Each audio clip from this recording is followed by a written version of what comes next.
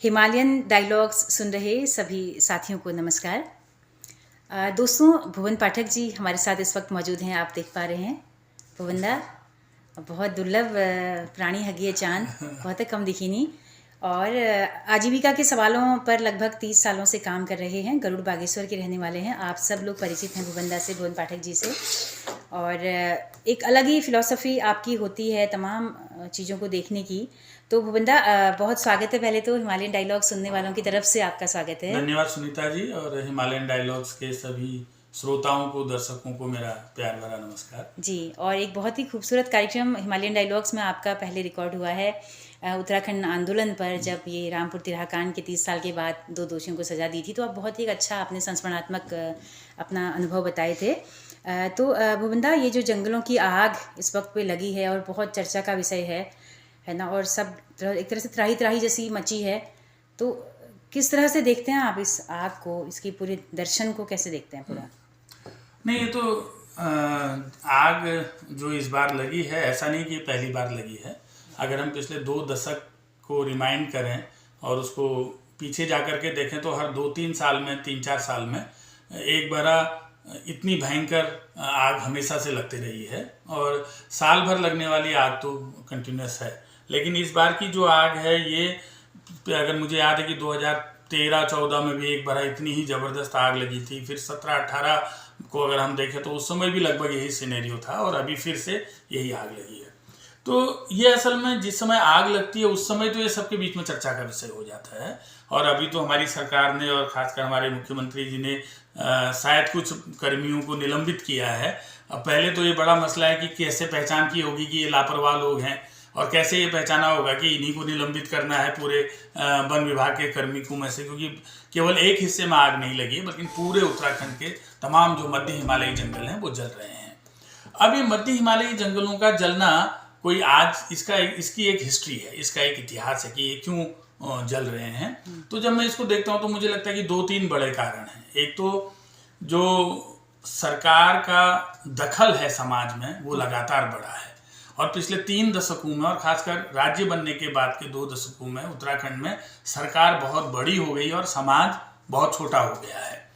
हम जिस भूगोल में रहते हैं, हम जिस हिमालयी समाज में रहते हैं, हमारी परंपराएं हमेशा से एक तरीके से सहकारी जीवन की परंपराएं रही हैं। क्योंकि जितने जटिल भूगोल के हम रहने वाले हैं, हमारे पुरखों ने जितना जटिल भूगोल हिमालय का देखा, और उन्होंने ये समझा कि यहाँ आप बिना एक दूसरे की मदद किए हुए जी ही नहीं सकते। आपको एक दूसरे की भी मदद करनी है, आपको प्रकृति की मदद लेनी भी है और प्रकृति की मदद भी करनी है। और अगर हम 20 साल 25 साल पहले का समाज देखते हैं अपने यहाँ का, तो हमारा समाज एक तरीके से परस्पर जीवी समाज था, और हम बहुत सारे काम सब लोग मिलकर के किया करते थे। केवल जंगल की देखभाल ही नहीं, बल्कि जंगल की देखभाल, नदियों की देखभाल, खेती की देखभाल, हमारे रास्तों की देखभाल, हमारे देवालयों की देखभाल, हमारे अधिकांश सामाजिक कामों की जो देखभाल है और उनको करने की जो परंपरा है, वो हमारी सामूहिक परंपरा का हिस्सा था। पिछले 2 दशक में जब से हम अलग राज्य बने हैं, हमारे यहाँ सरकार एक डोनर की भूमिका में आ गई है, विभाग एक डोनर की भूमिका में आ गया है, और उसने हर जीवन के हर क्षेत्र में अपने आप को बहुत महत्वपूर्ण बना लिया, और लोगों की भूमिका धीरे धीरे संकुचित हो गई है। अब जब हम जंगल के आग की बात करें, मैं दावे के साथ कह सकता हूं, और मैं लगातार कहता रहा हूं कि उत्तराखंड की सरकार, उत्तराखंड के वन विभाग, केवल वन विभाग नहीं, उत्तराखंड के समस्त विभाग भी मिलकर के जंगल की आग पर काबू नहीं पा सकते। ये बिल्कुल असंभव टास्क है। जितना बड़ा हमारा जंगल का क्षेत्र है, जितना बड़ा हमारा जंगल का भूभाग है, उसका जलना लाजमी है अगर उसमें समाज की दखल नहीं है तो। एक दूसरा, जो पिछले 20 बरस में हमारे वनों का प्रबंधन बदल गया। मैं लगातार एक बात कहता रहा हूं कि इतने बड़े पैमाने पर बायोमास का अगर आजीविका के साथ जुड़ाव नहीं होगा, तो ये बायोमास आपके जंगलों को जलने का कारण बनेगा। क्योंकि क्या जल रहा है जंगल में बायोमास जल रहा है, जंगल में चीड़ की पत्तियां जल रही हैं, जंगल में सूखी झाड़ियां जल रही हैं, जंगल में सूखी लकड़ियां जल रही हैं, जंगल में सूखी घास जल रही है। आज से 30 बरस पहले की जो हमारी ग्रामीण अर्थव्यवस्था थी, उस ग्रामीण अर्थव्यवस्था में ये सारा बायोमास एक महत्वपूर्ण उत्पाद के तरह काम में आता था। वो हमारे उत्पादन प्रक्रिया का हिस्सा था। वो पिरूल हमारे उत्पादन प्रक्रिया का हिस्सा था, वो ठिठ हमारी उत्पादन प्रक्रिया का हिस्सा था, वो लकड़ी हमारी उत्पादन प्रक्रिया के हिस्सा था, वो बगेट जो आज जंगलों से कोई नहीं उठाता, उसको सारे हमारे आफर वाले वो बगेट उठा के ले जाते थे, वो हमारी उत्पादन प्रक्रिया का हिस्सा था।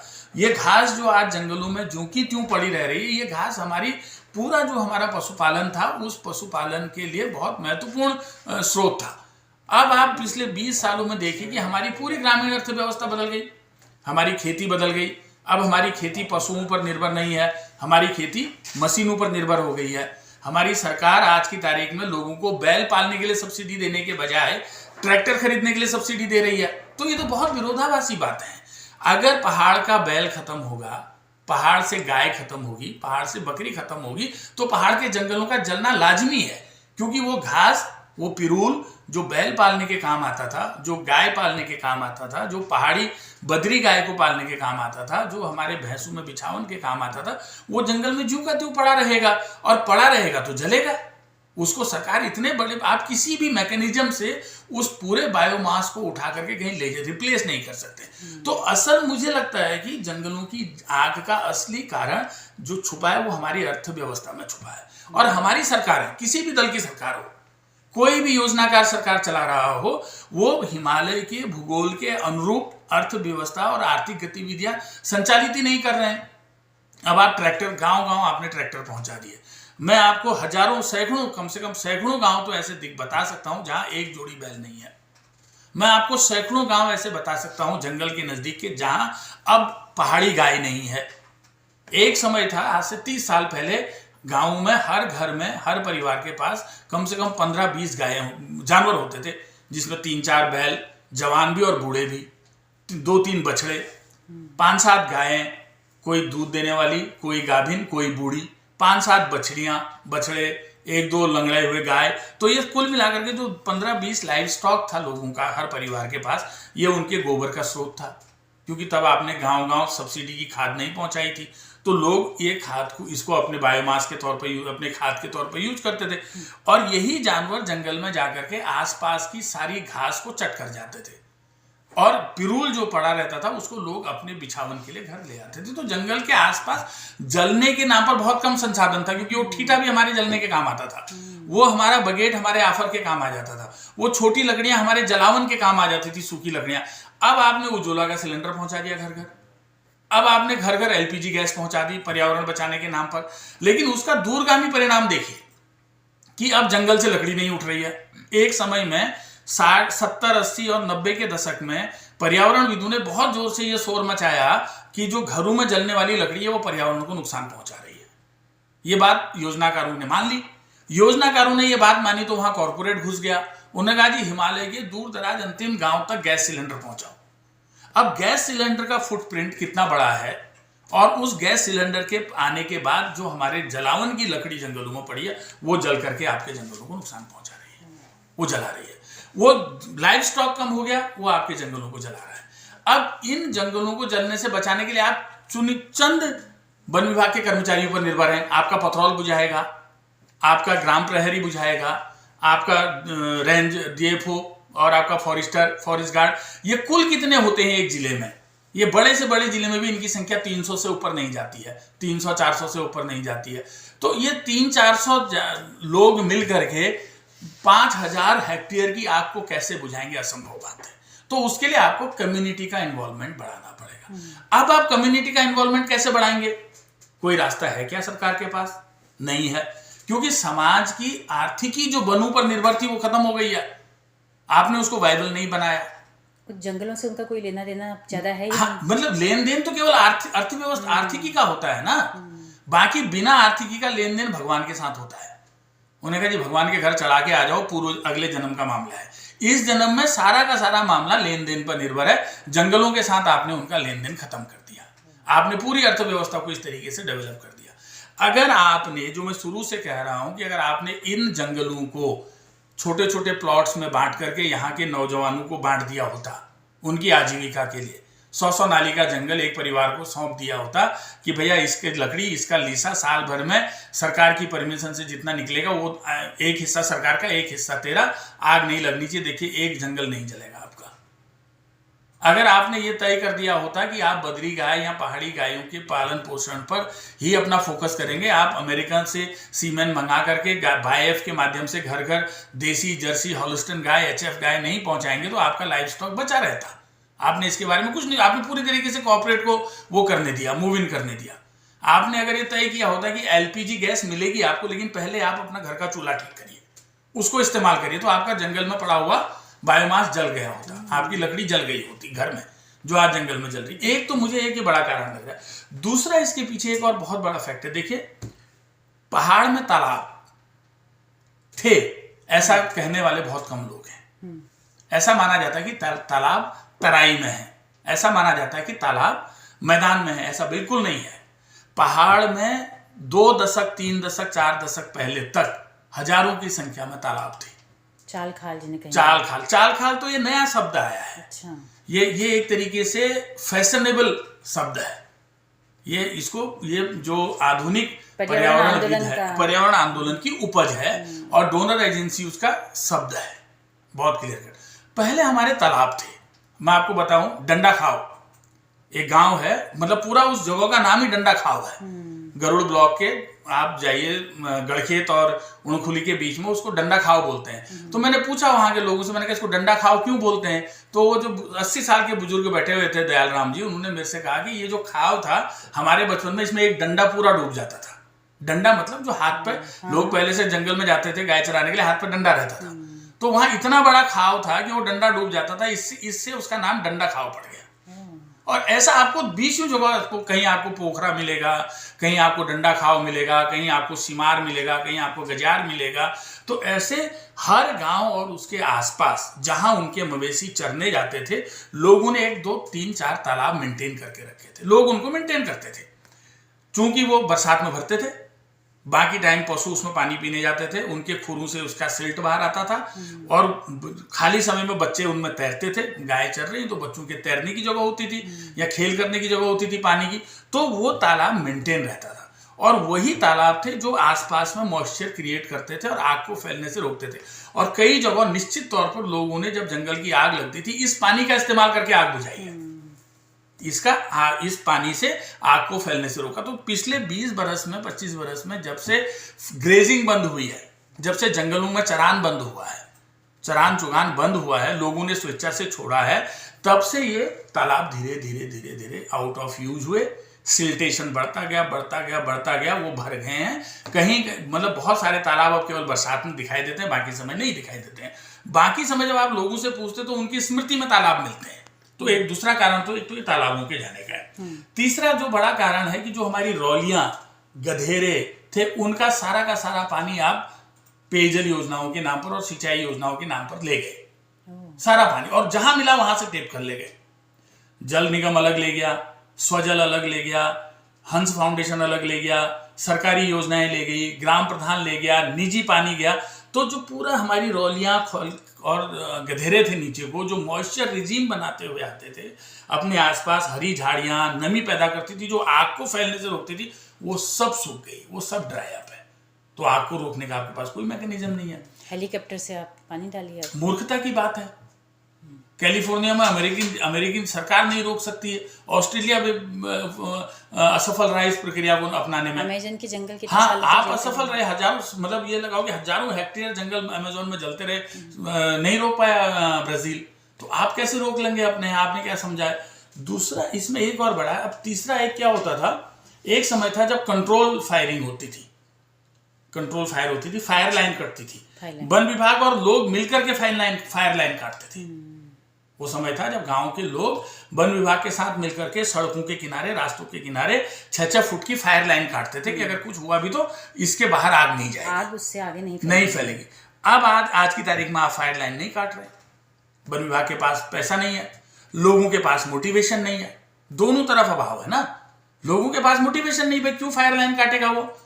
उसको तो पता है ना। अब हर गांव की एक बुजुर्ग महिला भी जानती है कि रेंजर को 1.5 लाख रुपए महीना तनख्वाह मिल रही है, ऊपर से वो कमीशन अलग खा रहा है। तो बोला तू करना, तनख्वाह भी तू खाएगा, कमीशन भी तू खाएगा, जंगल की आग मैं बुझाऊं। नौजवान से बात करो, बोलेगा ये है ना बैठा हुआ पथरौल, ये बैठा हुआ ना फॉरेस्टर गार्ड, ये करेगा। तो जो समाज की सहभागिता थी वो भी घटी है।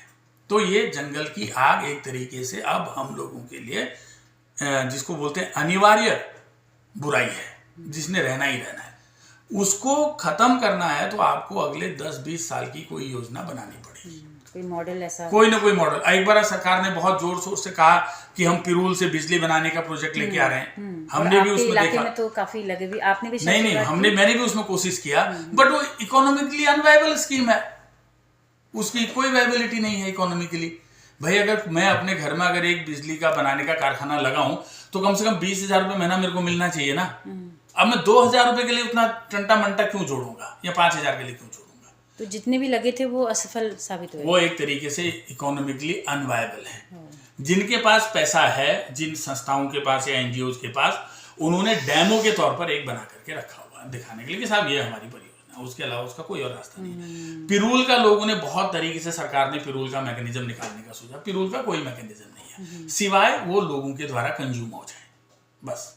उसके अलावा उतने बड़े पैमाने से पिरूल इकट्ठा करना भारतीय सेना की भी सामर्थ्य नहीं है। तो आपको कोई लॉन्ग टर्म मैकेनिज्म इसके लिए ढूंढना पड़ेगा। दूसरा, समाज के साथ आपको गहन संवाद करना पड़ेगा। ये तो विश्वास की बात है, ये सरकार के बस की बात नहीं है। जब तक लोगों के मन में खुद से भरोसा नहीं बैठता है या सरकार नहीं बैठाती कि ये जंगल हब के हैं, लोग जंगलों की तरफ नहीं देखने वाले। आज की तारीख में जंगल छोड़ो, लोग अपने गांव का खड़ंजा नहीं देख रहे, लोग गांव का नौला नहीं देख रहे जब तक उसको ग्राम प्रधान ठीक नहीं करता है, जब तक उसको वोट आपने, क्योंकि पूरा हिमालय की जटिल भौगोलिक संरचनाओं को और सामाजिक संरचनाओं को समझे बिना यूपी की जो सरकार थी उसी सरकार को यहाँ फोटोकॉपी करके ला दिया और उसी तर्ज पर आपकी स्कीम्स बनने लगी। अब आपको सारे काम, अमृत सरोवर भी बनाना है तो ग्राम प्रधान बनाएगा।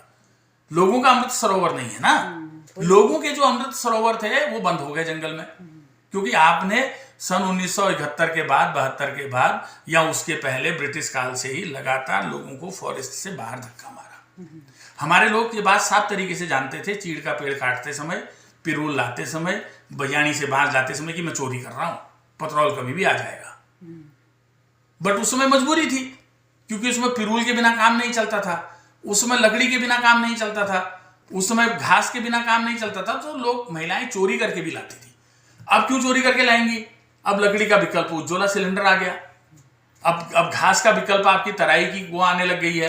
सरकार जो पशुपालन विभाग हाँ, तराई का चारा 2 रुपए किलो घर घर पहुंच रहा, हरा चारा। आज की तारीख में सैलेज के नाम, सैलेज जो घास की अचार बनती है, यहाँ तराई में घास उग रही है, सरकार सब्सिडी दे रही है, कट्टू में पैक हो रहा है, 2 रुपए किलो पहुंच रहा है गाँव में किसान के घर तक। तो वो 2 किलोमीटर दूर जंगल से हरी घास का गट्ठा काट करके पागल लाएगा, उसको काटने में 150 रुपये लगते हैं, और आप 2 रुपये में उसको 50 रुपये में 25 किलो पहुंचा रहे हैं। सैलेज बना हुआ फैशनेबल चीज है, आप पौष्टिक बता रहे हैं उसको। तो ये सारी की सारी जो स्कीम्स और वो हैं, वो इस आग के पीछे का कारण है। और दूसरा, मेरे को लगता है कि एक बड़ा कारण तो इस समय जिस तरीके के जागतिक मौसम परिवर्तन से हम लोग जूझ रहे हैं, वो हम, क्योंकि ये पूरे यूनिवर्स में धरती तो इतना छोटा सा है ना, ये बोतल के ढक्कन से भी छोटा है, तो इसमें तो सब इंटरकनेक्टेड है। तो दुनिया का जो मौसम बदलाव, मौसम में जो परिवर्तन और क्लाइमेट चेंज के कारण जो उथल पुथल हो रही है, उसका भी एक परिणाम हमको ये दिखाई दे रहा है। लेकिन अब जब हम समाधान की बात करते हैं तो मैं 2 तरह की बातें करता हूँ। मेरी बात से ऐसा नहीं झलकना चाहिए कोई तात्कालिक समाधान नहीं है। तात्कालिक समाधान जरूर ढूंढे जाने चाहिए और उसके लिए सरकार को कोशिश करनी चाहिए और लोगों के साथ सरकार को संवाद करना चाहिए, क्योंकि ये सरकार को समझ लेना चाहिए कि जंगल अब लोगों के नहीं रहे। मानसिक तौर पर लोगों का जंगल पर निर्भरता बहुत कम हो गई है, बहुत छोटे से हिस्से की जंगल पर निर्भरता है। बाकी जब से 5 किलो का राशन मिला है तब से वो भी खत्म हो गई है। अब लोग जंगल क्यों जाते हैं, लोगों के पास कोई रीजन भी नहीं है। कई लोगों ने तो जंगल कई सालों से देखे भी नहीं होंगे। तो जंगल के साथ लोगों का रिश्ता कैसे बेहतर हो, इसके बारे में सरकार को सोचना चाहिए। दूसरा, बाकी जो योजनाएं हैं, कृषि, पशुपालन, बागवानी, पर्यटन, सिंचाई, पेयजल, जितनी तरह की और स्कीम्स हैं सरकार की, उन सारे के सारे स्कीम्स को बनाते समय केंद्रीय बात ये ध्यान में रखनी चाहिए कि इन सबका जंगल के साथ क्या रिश्ता है। ये बात सरकार को समझनी चाहिए। अगर सरकार ये नहीं समझती कि किसी गधेरे से 2 लीटर 2 LPM पानी पर मिनट आ रहा है और मैं उसको 2 का 2 उड़ा करके किसी दूसरे गांव भेज रहा हूं, नीचे की पूरी रौली सूख रही है, ये बात अगर सरकार की समझ में नहीं आ रही है तो सरकार, इसका मतलब है कि सरकार को जंगल की आग का भी संबंध समझ में नहीं आएगा। किसी से एक्सपर्ट को बिठा ले, सारी रौलियां, सारे धारे, सारे गधेरे सूख गए हैं, जिनमें पहले चुकटौवे होते थे छोटे छोटे, जिसमें लोग अपना भीमल भिगाते थे, जिसमें लोग अपनी गाय भैंस को पानी पिलाने ले जाते थे। इसी बहाने वो नमी और वो जंगल बरकरार रहता था और आपके जंगल कम जलते थे। छोटी मोटी कभी आग लगी, 10 लोग गए, उन्होंने पानी फेंका, गधेरे से आग बुझा दी। आज की तारीख में आप देखो, अब आपको टिहरी, अब आप इतनी नासमझी की बात करें कि हम टिहरी डैम से, सी प्लेन से पानी लाएंगे, फिर उसको जखेड़े के जंगलों में, हड़बाड़ के जंगलों में, एक्कू बिनसर के जंगलों में डालेंगे। एक्कू बिनसर का जंगल जल रहा है। एक्कू बिनसर का जंगल इतना बड़ा जंगल है, बांज और बुरांस का, फलियाट का मिक्स, 3-3 फुट बायोमास पड़ा है उसके अंदर। 3 फुट से कम होगा तो आप नाप कर देख लीजिए। 3-3 फुट के ढेर, कोई गया ही नहीं उन जंगलों में बरसों से। अनटच फॉरेस्ट है, जल गए। अब उसकी आग बुझाओगे आप सी प्लेन से, बेवकूफी की बात है, क्योंकि आपने एक्कू बिनसर का पानी सारा का सारा अल्मोड़ा ले आए। आप एक्कू बिनसर का सारा पानी कौसा नहीं ले आए। आप एक्कू बिनसर का सारा पानी डोनी नौगर से लेकर के उधर आसपास के पूरा डनफाट के गांव में बांट दिया आपने। पेयजल, हर घर जल, हर घर नल। तो ये हर घर जल, हर घर नल रहेगा तो हर वन में आग भी रहेगी। तो इसलिए मैं शुरू से ये कहता रहा हूं कि पहाड़ के लोगों को ये बात समझनी चाहिए और सरकार को ये बात समझनी चाहिए कि हम देवभूमि से पहले वन भूमि के लोग हैं। क्या बात है। हम देवभूमि बाद में बनाया गया हमको, असल में तो हम वन भूमि के लोग हैं। हमारे चारों तरफ वन है। हम 90% वनों से घिरे हैं। हमारे पुरखों की आजीविका वनों से थी। हमारा सारा ज्ञान, हमारा परंपरागत ज्ञान, हमारे परंपरागत नॉलेज, हमारी परंपरागत आजीविका वो वन से संचालित होती है। ड्रिवन बाय फॉरेस्ट है वो। उसमें खेती, पशुपालन, औजार, जो आप उठा के देखते हो वो सब वन आधारित है। इसलिए हम वनवासी हैं। और मैं गर्व के साथ ये बात कहता हूँ, ये बात हर पहाड़ी को बोलनी चाहिए कि हम वनवासी हैं। देवभूमि के लोग बाद में, पहले हम वन भूमि के लोग हैं। तो हमारी सरकार को अपनी सारी योजनाओं को वन भूमि मानते हुए और हमको वनवासी मानते हुए केंद्रित करनी पड़ेगी। क्या बात है। नहीं तो हमको हल्द्वानी आना पड़ेगा, भाबर आना पड़ेगा, दिल्ली जाना पड़ेगा, हमको गरुड़ छोड़ना पड़ेगा, हमको भेरीनाग छोड़ना पड़ेगा, हमको धौलीनाग, बेड़ीनाग, फेड़ीनाग, जितने नाग हैं वो छोड़ने पड़ेंगे, जितने हमारे धारों में देवी देवता बैठे हैं वो सब छोड़ने पड़ेंगे। वो जो धार जल रहे हैं, कितना आप देखिए बायोडाइवर्सिटी कितना खत्म हो। एक चुथौल है ना, कितना खूबसूरत जानवर है हमारे पहाड़ का, आपने देखा होगा कभी। जोड़े में रहता है, अरे छोटा सा बिल्कुल एकदम वाइल्ड मीट कैट है, खूबसूरत प्राणी। कहाँ रहता है? जमीन के अंदर सुरंग बना के रहता है। आग लगी वहीं मर गया धुआं घुस करके। हजारों की संख्या में चुथौल मर गए, लाखों की संख्या में बर्ड्स मर गई, लाखों की संख्या में बर्ड्स के घोंसले मर गए हैं। कितना बायोडाइवर्सिटी का नुकसान हो गया। बड़े जानवर तो छोड़ दो, छोटे नहीं दिखाई देने वाली हमारी चिड़ियाएं मर गई हैं। इस आग ने लाखों बायोडाइवर्सिटी का नुकसान किया है। तो हम कर क्या रहे हैं इस देवभूमि के साथ? तो हमारी सरकार को थोड़ा समझ आए, हमारे लोगों को समझ आए और हम सबको ये समझ आए कि हम वन भूमि के लोग हैं। वनों को बचाना नारे की बात नहीं है, वनों को बचाना जीवन की बात है और हमारे देवी देवताओं को बचाने की बात है। तो वृंदा, बहुत ही शानदार दर्शन के साथ आपने इतनी सुंदर विकल्प भी दे दिए हैं, तात्कालिक भी दे दिए हैं, दीर्घकालिक भी दे दिए हैं। थोड़ा सा वन विभाग पर कुछ टिप्पणी करना चाहेंगे कि तो अंग्रेजों के समय के जो वन अधिकारी हुआ करते थे वो जंगलों में जाते थे, बंगले बनाते थे, तो आज से कुछ नहीं, इसका मतलब कोई ये ना निकाले कि मैं ये कह रहा हूँ कि हम गुलाम भारत में अच्छे थे। मैं कदापि ऐसा नहीं कह रहा हूँ। मैं ये कह रहा हूँ कि जो ब्रिटिश अधिकारी था वो हमारे आज के अधिकारी से ज़्यादा जिम्मेदार और ज़्यादा नॉलेजेबल था। वो वाइल्ड लाइफ की कद्र जानता था, वो फॉरेस्ट की कद्र जानता था और इसीलिए कोई भी डीएफओ, मैंने कई ब्रिटिश अधिकारियों के संस्मरण पढ़े हैं, वो एक एक जंगल घूमे हैं, वो गांव गए हैं, जंगल गए हैं। इसीलिए उन्होंने ऐसी ऐसी जगहों पर, आपने लोहागढ़ी में डांग बंगला बनाया है, उन्होंने खिलाफखेत में डांग बंगला बनाया है, उन्होंने धुराफाट के जंगलों में आपका डांग बंगला बना दिया। आप दूर दराज के जितने घने जंगलों में आप जाएंगे, आप धौला देवी का जंगल देखिए, धौला देवी में आपको डांग बंगला मिलेगा पुराने ब्रिटिश काल का। तो जहां आप जाइए, जहां ज्यादा घने डाइवर्स जंगल थे, ब्रिटिश अधिकारी वहां पहुंचे, उन्होंने वहां एक बीट बनाई, वहां उन्होंने एक फॉरेस्ट का बंगला बनाया, घोड़ा लेकर के घोड़ा जाने वाली सड़क बनाई, उनके माध्यम से उन्होंने पूरे जंगलों का वर्गीकरण किया और उनका डॉक्यूमेंटेशन किया प्रॉपर। वैरायटीज का डॉक्यूमेंटेशन किया है, जंगलों का डॉक्यूमेंटेशन किया है, आपका जिसका बायोडाइवर्सिटी का डॉक्यूमेंटेशन किया है, एनिमल उसका डॉक्यूमेंटेशन किया। हमारा आज का अधिकारी क्या कर रहा है? हमारा आज का अधिकारी बेचारा सरकारी बजट को खर्च करने के लिए अपनी कुर्सी से उठ नहीं पाता है। एक डीएफओ है, जिला संभालना पड़ता है, 20 करोड़ का बजट आ जाता है या 10 करोड़ का बजट आ जाता है। अब वो 10 करोड़ के बजट को खर्च करने के लिए उस बेचारे को 90 दिन मिलते हैं। सरकारी आयोजन, छुट्टियां, मंत्री का दौरा, मुख्यमंत्री का दौरा, प्रधानमंत्री का दौरा, जिला पंचायत सदस्य का दौरा, विधायक का दौरा, भूतपूर्व विधायक का दौरा, ब्लॉक प्रमुख के दौरे, ये सब निपटू करके, पारिवारिक आयोजन निपटा करके वो 90 दिन काम करता है। 90 दिन में उसको 10 करोड़ रुपए खर्च करने हैं। अब सरकार का तो 1 रुपया खर्च करने के लिए 10 रुपए के बराबर मेहनत करनी पड़ती, तब 1 रुपया खर्च होता है। सरकार का पैसा बनिए का पैसा थोड़ी कि जिसने जैसे चाहे वैसे उड़ा दिया। तो 10 करोड़ खर्च करने के लिए 100 करोड़ के बराबर, 100 करोड़ के बराबर मेहनत करता है, तब 10 करोड़ खर्च होता है। वो बेचारे का 90 दिन केवल पैसा खर्च करने में चला जाता है। मैं दावे के साथ कहता हूं, हमारे सारे वनाधिकारी, हमारे सारे डीएफओस, हमारे सारे रेंजर, हमारे सारे फॉरेस्टर केवल इस बात में व्यस्त रहते हैं कि ये जो बजट आ गया है इसको कैसे खर्च किया जाए, और जिला योजना में और 20 सूत्री कार्यक्रम में उनके डिपार्टमेंट को माइनस ना मिले, उनके जिले की मार्किंग कम ना हो, उसकी खुद की मार्किंग कम नहीं हो। उससे कोई फर्क नहीं पड़ता कि बायोडाइवर्सिटी कितनी सुंदर हुई है, पानी कितना बड़ा है, खाल कितने साफ हो गए हैं, जंगल कितना कम जला है, जानवर बायोडाइवर्सिटी कितना बढ़ गया है, कहीं मोनाल दिख गया कि नहीं दिख गया, कहीं हिम तेंदुआ दिख गया कि नहीं दिख गया, अच्छा ये घुरड़ वापस आ गए कि नहीं आ गए जंगल में, अच्छा ये हमारा कस्तूरी मृग नीचे तक आने लगा है कि नहीं आने लगा है, मुर्गियों के झुंड बढ़ गए हैं, आजकल हर जगह दिखाई देते हैं। ये बात से डीएफओ बेचारे को फुर्सत ही नहीं मिलती है, क्योंकि वो सरकार की जो लॉग बुक है उसी को भरने में लगा रहता है। तो ये वन विभाग की असफलता नहीं है, ये हमारे सरकारी ढांचे की असफलता है। क्या बात है। ये बात हमको समझनी चाहिए। तो ये सबको ठीक करेंगे तो जंगलों की आग ठीक हो जाएगी, वरना जंगल की आग हमको ठीक करेगी एक दिन, क्योंकि पूरा का पूरा पहाड़ गैस चैम्बर बना हुआ था, सांस लेना मुश्किल था।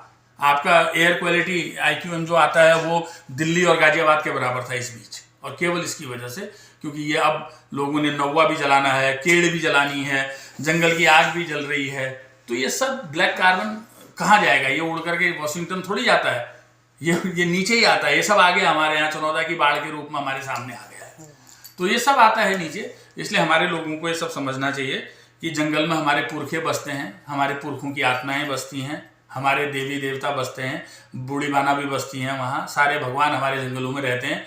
नरसिंह से लेकर के गोलजू से लेकर के कोई भगवान हमारे अयोध्या थोड़ी रहते हैं, हमारे सारे भगवान ये हमारे अड़ोस पड़ोस के जंगलों में रहते हैं। एक भगवान शंकर को छोड़ देते हैं क्योंकि वो नदी, वो थोड़ा बड़े प्रेस्टिजियस भगवान है तो नदियों के किनारे रहते हैं। बाकी सारे देवी देवता, नरसिंह, छुरमल, हरजू, हमारे शैम, हमारे बधान, हमारे बूढ़ी बाना, हमारे जितने हैं ये जो लोगों के दुख सुख के, रोने धोने के, रोज रात सुबह शाम के संवाद के हमारे देवी देवता हैं, ये जंगलों में बसते हैं। तो जंगलों की आग में केवल मुर्गी नहीं भुनती है, हमारे देवी देवता भी जंगल छोड़ के भाग जाते हैं। तो लोगों को ये बात समझ में आएगी तो जंगलों की रक्षा करेंगे, ऐसा मैं मानता हूँ। क्या बात है भुवन दा, बहुत कीमती वक्त आपने दिया हमारे सुनने वालों को। बहुत शुक्रिया आपका। धन्यवाद। बहुत शुक्रिया।